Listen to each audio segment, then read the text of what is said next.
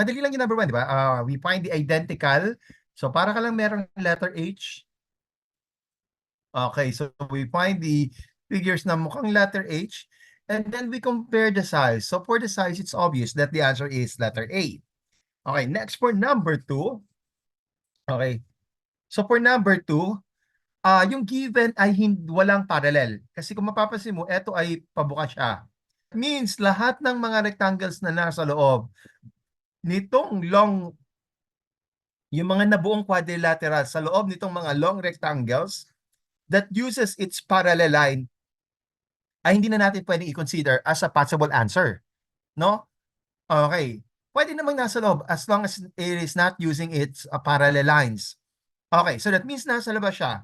So for choice A, meron bang kamukha ng given sa labas ng mga rectangles na yun? Okay. Ito na yung mukhang malapit, but the problem is that is a pentagon, 5 sides. Hindi siya quadrilateral. So we eliminate choice A.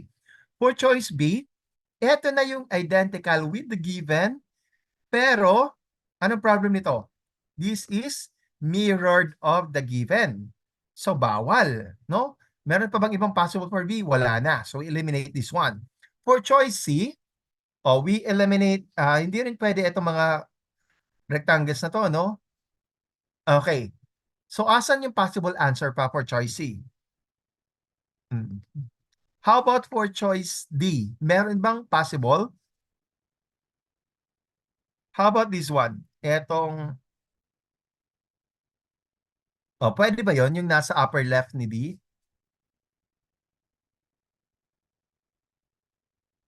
Pwede ba yon yung nasa upper left? Yes. And that is the answer. Yung nasa upper left ni D. So the answer is letter D. Okay, so mali si choice.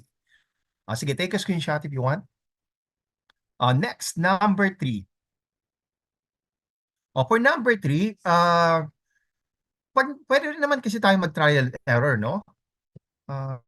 Bakit nangyari? Naglolo ko talaga yung next ko. Okay. For number 3, anong nangyari for number 3? Pwede rin natin i-assume, like say, eto ay galing sa isang rectangle that was cut by 2 lines. Pero kung titingnan natin mga rectangle na mga choices, it should be of the same size of the given. Same width, same yung height.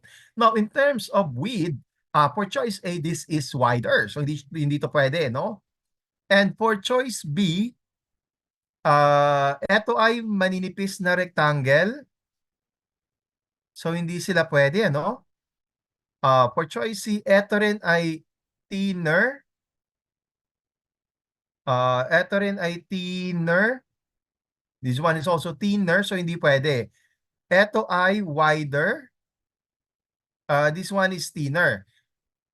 Okay, pag etong rectangle na to, if we connect that, no, dun sa nasa right side na rectangle or nasa left, yung size niya ay magiging wider. So, sobrang na sa given. So, hindi pa rin pwede yun, no? For choice D, ito yung, I believe, same width with a given. And ito yung same height. But the problem is, yung hati niya, mali. Dapat nandito sa side na to at dito. Okay. So, hindi pwede. Ito is taller than the given. Ito naman is thinner than the given, no? So, wala pala dun sa mga rectangles. So, asan natin siya makikita? So, check natin sa labas ng mga rectangles. How about this one for choice A? Pwede ba to? Yung nasa upper left ng given? Naka-ano siya? Naka-rotate ng 45 degrees.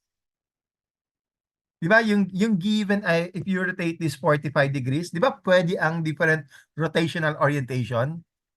Yes, so pwede yon. And that is the answer sa letter A. Next, number 4. For number 4, meron kang meron kang curve. Okay, so that means we can only find the possible answers sa upper left, upper right, lower left, and lower right. And ilang sides yung given? That's 1, 2, 3, 4. 4 sides. So yung nasa upper right, this is 1.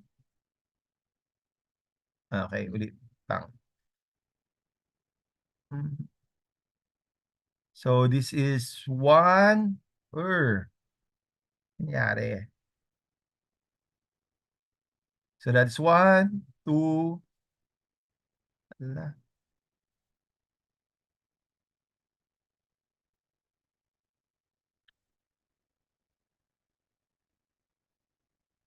wait lang.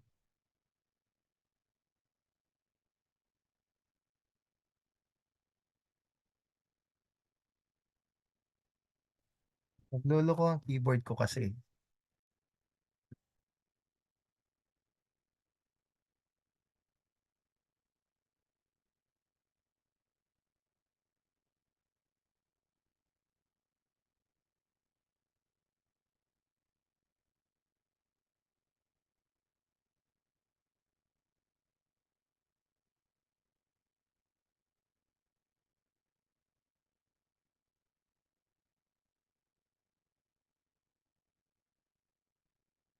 So hopefully okay na.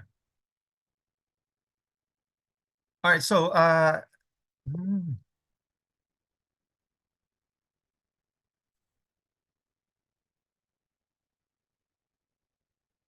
okay, so yung nasa upper right ng A, so this is 1, 2, 3, 4, 5. 5 sides. Eh, di ba hindi nga 4 yung given. Yung nasa lower right, lower left. So this is 1, 2, 3, 4. 4 sides. O pwede yung nasa lower left. How about si choice B? Ito lang yung kamukha ng given. 1, 2, 3, 4. Pwede ba yung nasa lower right ni B? Pwede ba yon? The answer is no, kasi siya ay mirrored ng given. So hindi pwede. So we eliminate choice B. And si choice C, ito yung kamukha ng given. So that's 1, 2, 3, 4. O pwede ba yung nasa upper right ni C? Pwede rin, ano?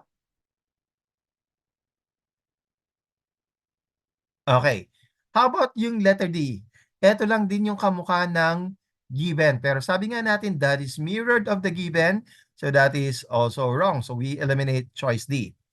The only possible answers is lower part ni A, lower left ni A, and upper right ni C. Which one is the better answer? It is letter C, yes. And that is the answer. So mali si choice A. No? Okay. Next, number 5. For number 5, meron tayong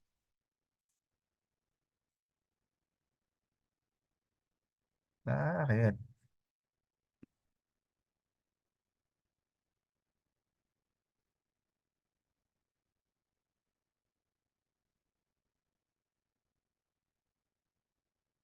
For number 5, meron tayong curve and straight line. Okay. So that means we can only find the possible answer sa left side ng mga choices. Okay? Sige. Asan yung mga yon? Ilang sides yung given? Ilang sides yung given? That's 1, 2, 3, 4, 5, 6, 7. Okay. Asan ba siya sa mga choices? Ito yun, ano? That's 1, 2, 3, 4, 5, 6, 7. 1, 2, 3, 4, 5, 6, 7. 1, 2, 3, 4, 5, 6, 7. And then 1, 2, 3, 4, 5, 6, 7. All right, so now since magkakamukha naman sila, so let's check the size. If you check this one, this part ng given, eto, sino yung pwede mo nang i-eliminate? Okay, this one, no? You can eliminate choice B. That is longer than the given. And if you check etong part ng given, sino ang pwede mong ma-eliminate? Okay. C choice A and C choice C. They are shorter than the given. No? That's why the only possible answer is choice D. Okay?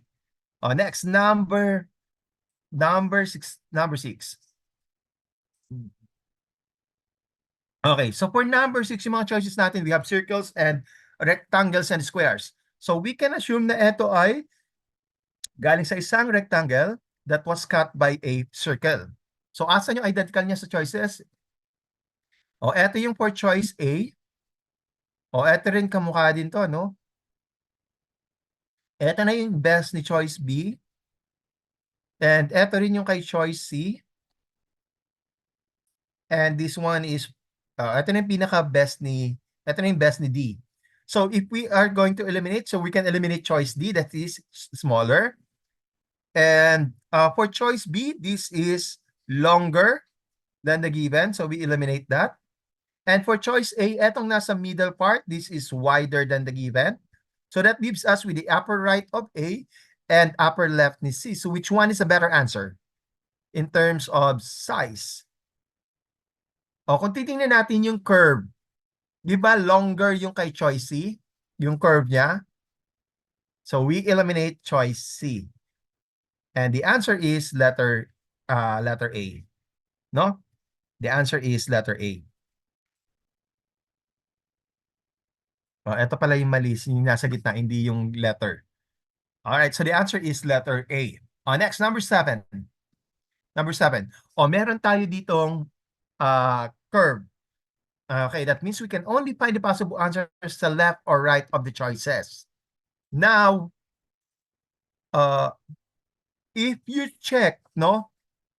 Pag naglagay ka ng line dito sa middle, pangit ang linya ko. Naglagay nga ako ng line.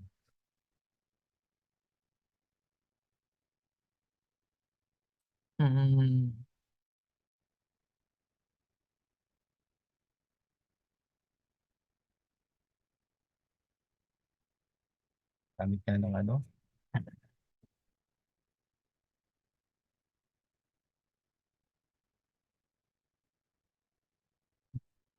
Okay. So pag naglagay ako ng line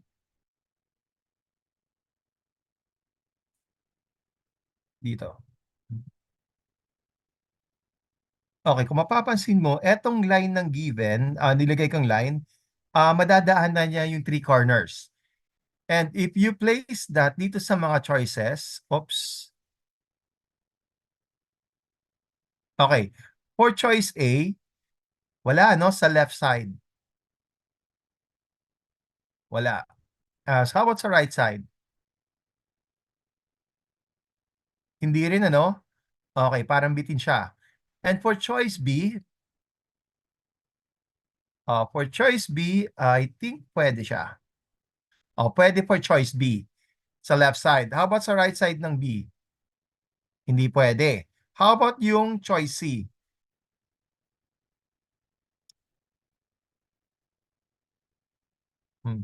Pwede rin si choice C. Yung nasa left ni C pwede. Yung nasa right ni C, pwede rin. Okay. How about yung letter D? Yung nasa left ni D, hindi pwede. Okay. Yung nasa right, walang identical with the given. No? Okay. So the only possible now is B. So mali na si A. Okay, sorry, gawin natin red. Mali na si A. Mali yung nasa right side ni B. Mali si choice D. So ang possible is left side ni B and left and right ni C. So what's next? So if I place a line ulit, okay, dito sa middle, or if you measure this middle part, no? Move ko nga.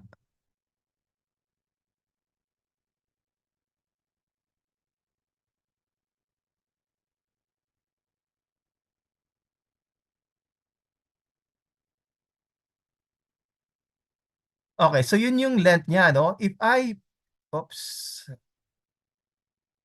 If I place this kay choice or kay choice, hirap naman mag-drag. Okay, if I place this kay choice B, okay, parang sakto siya, no? If I place this kay, oops, undo. If I place this kay choice C, yari,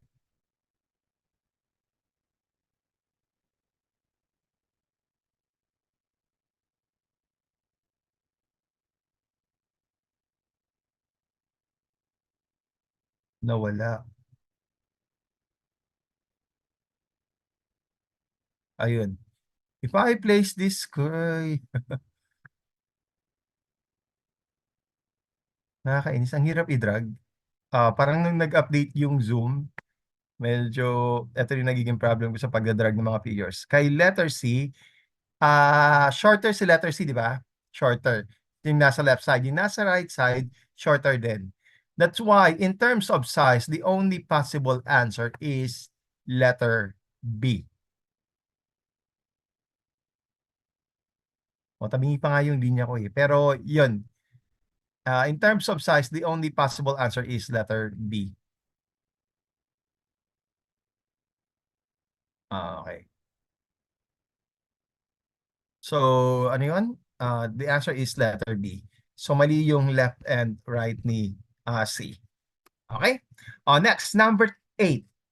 So, for number 7, wala tayong choice but to measure. Okay, for number 8, okay. So, we have squares and rectangles uh, given. And yung identical with the given sa choice A is this one. And sa choice B, eto. And sa choice D, sa choice C, wala akong nakikitang kamukha ng given. And for choice D, so we eliminate choice C. For choice D is this one. Okay. So, sino yung obvious na mali? Si letter D, that is mirrored of the given. So, we eliminate choice D. For choice A and B, magkamukha naman sila, di ba? And if you check the size, they are the same. That's why the answer here is A or B. Now, possible ba sa exam na magkaroon ng 2 or more correct answers? That's very unlikely. Okay? Kasi ang dapat talaga is merong isang sagot lang sa isang item. Nangyayari lang naman na magkakaroon ng 2 or more if there's an error in the question or the choices. So I think dito for number 8, the error is, yung gumawa ng number 8 is that ang aim niya is to make choice D as the answer.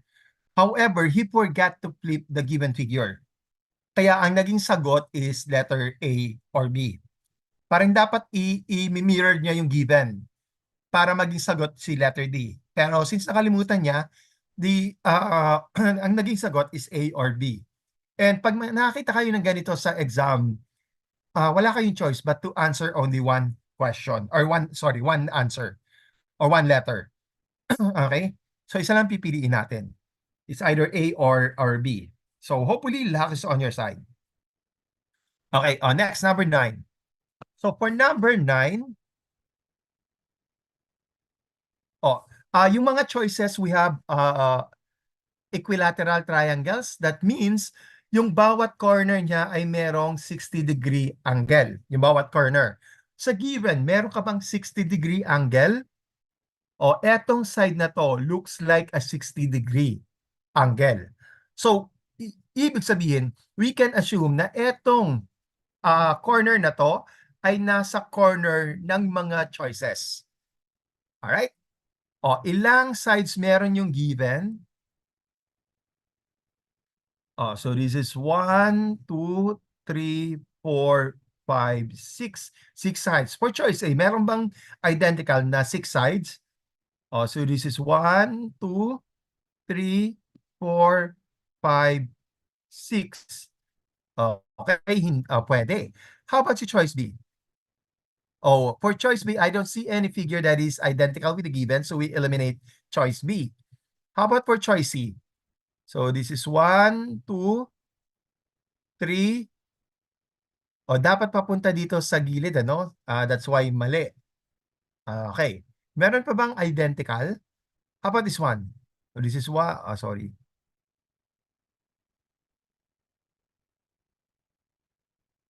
Okay, so this is 1, 2, 3, 4, 5. O mali pa rin kasi what we are looking for is 6 sides. For choice D, so this is 1, 2, 3, 4, 5, 6. Oh, pwede. So, paano tayo mag-eliminate? If you measure etong part ng given, okay, eto siya kay choice A, and eto siya kay choice D. So, which one is a better answer? Is it A or D? In terms of size ng part na yon, it is letter A. And choice D is wrong. So, the answer is letter A. Next, number 10. So, for number 10, madali lang si number 10. For the reason that masyadong malaki yung given. No? You can easily find the given sa choices. O how are we going to evaluate this? So, we start with a cross. Now, pag nakita mo yung cross, then check mo if meron kang extension na ganito. Alright, for example, for choice A, this is the cross for choice A. And then, eto yung extension niya, no? Okay, and yun nga lang, bitin dito sa part na to. Meron pa bang ibang cross for A? So this is another cross for A. And eto yung extension niya. Okay, bitin nga lang din dito. So we can say that choice A is wrong. O eto yung cross ni choice B. Okay, eto yung extension niya. Anong problem sa extension? Sobra naman. Dapat hanggang dito lang. Alright? That's why choice B is also wrong. And for choice C, eto yung cross ni choice C. Alright? And eto yung extension. O dito sa part kulang and dito sa part na to sobra. Dapat hanggang dito lang, no? Okay, that's why choice C is wrong. So by virtue of elimination, the answer is letter D. At sino asan yun for choice D? Eto. So the answer is letter D. O kumusta mga scores natin sa hidden figure? Madali lang? Char. Okay. Sige. Next.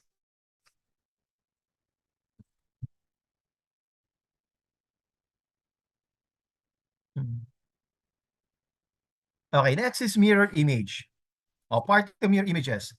Okay, so number 11, we are going to use the tip number 2. We divide it into regions. Okay, this is 1, 2, 3, 4. So this is 1, 2, 3. Mali tuloy. Tama. This is 1, 2, 3, 4. Kasi nga, flinip na natin. Okay, sino yung mali? O si choice A is wrong kasi yung sa given, sa quadrant number 1, yung line na yon towards the middle. So, dapat meron kang line towards the middle. Etong line na to. So, dapat papunta siya sa middle. That's why choice A is wrong. So, ang mali is nasa quadrant 1. And sa given, meron kang parang Tetris-like na block. Sa choice C, eto, mali yung line. Dapat nandito sa part na to. That's why quadrant 2 is wrong. And for letter D, sa quadrant number 4, meron kang square dito. But for letter D, kulang ng line dito sa part na to. No? Okay, so ang mali is quadrant number 4. That's why the answer is letter B. Next, number 12. Jollibee. Kumusta si Jollibee? Asan ang mali kay Jollibee? Mahirap ba yung Jollibee? Bida-bida? Chicken sad si Jollibee. Ano yung mali kay Jollibee? Meron obvious na mali sa choices. O, dapat makita natin at least yung obvious na mali. O, sino? Si letter C. Ano yung mali kay letter C? Yung chin, bitin dito. Di ba? That's why letter B is wrong. Okay. O, meron pa bang iba na kaya makita ng mata? Actually, kaya namang makita ng mata kung titingnan natin ng maigi, no? Pero medyo mahirap talaga. O, for letter A, yung antenna, di ba? Iba yung itsura nito compared sa given. Okay. O, alin kay letter C and D ang better answer? O, if you compare the hat, eto. So, which one is the better answer?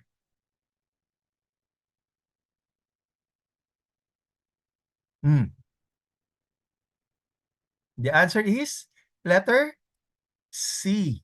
Okay. Parang merong extra shadow sa choice D. Parang merong extra shadow or extra darker na part. That's why choice C is the best answer. Okay, next. Number 13. Okay, for number 13, uh,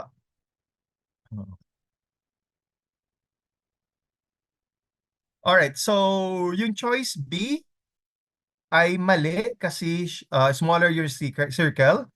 Yung choice C is also wrong kasi yung line bitin, and for choice D is also wrong kasi yung line sobra naman. That's why the answer is letter A.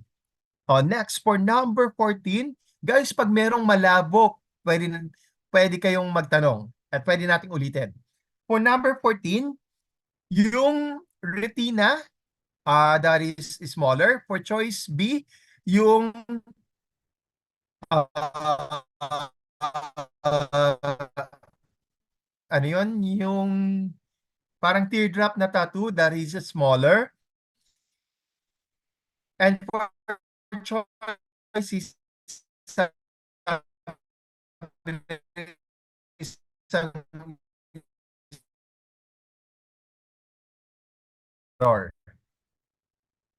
natin without using cover method. Yung nasa middle, that's 1, 2, 3. 1, 2, 3.